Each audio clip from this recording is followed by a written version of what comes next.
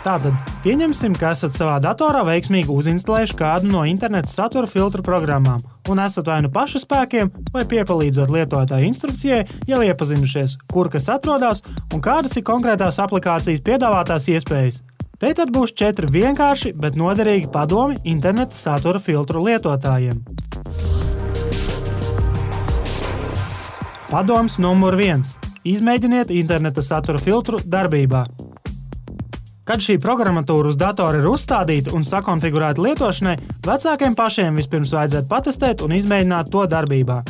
Vispirms vajadzētu pasērfot pa tām tīmekļa vietnēm, kas bērniem ir populārākās, un palūkoties, kā interneta filtri reaģē uz lapās izvietoto saturu un jo īpaši reklāmām.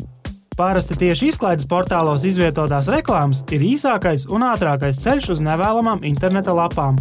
Ja norādes un saites uz šādām sliktajām lapām pamanāt, tās var pašrocīgi ievietot filtra programmas melnajā sarakstā. Padoms numur 2. Pasekojiet, kādas lapas bērni skatās. Iesakām vecākiem brīdi pa brīdim paskatīties līdzi, kādas tad ir tās interneta lapas, kuras viņa bērni ikdienā apmeklē.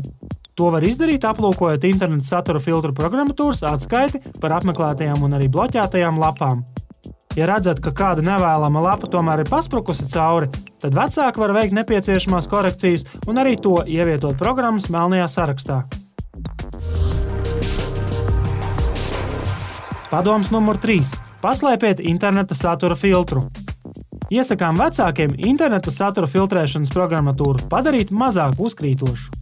Parasti, nobloķējot kādu interneta lapu, programma automātiski mēdz izmest draudīgu paziņojumu, ka jūs pašreiz mēģināt aplūkot sliktu un aizliegtu tīmekļa vietni. Lielākajai daļai filtrēšanas programmu šo automātisko paziņojumu ir iespējams nomainīt par kaut ko mazāk uzkrītošu un netik kategorisku. Iespējams, labāk pat izvēlēties variantu, lai programma vispār neziņo par bloķētu slikto lapu, bet gluži vienkārši to neatver. Padoms numur 4. Neļaujiet bērniem apiet interneta filtru. Lai arī nereti datorlietās bērni ir gudrāki par saviem vecākiem, tomēr vecākiem ir jācenšas izslēgt jebkādu iespēju bērnam apiet un atslēgt uzstādīto interneta filtrēšanas programmu. Pirmais un pats svarīgākais uzdevums šai programmai ir noteikti jāuzstāda paroli, kuru bērni nevar uzzināt vai atminēt.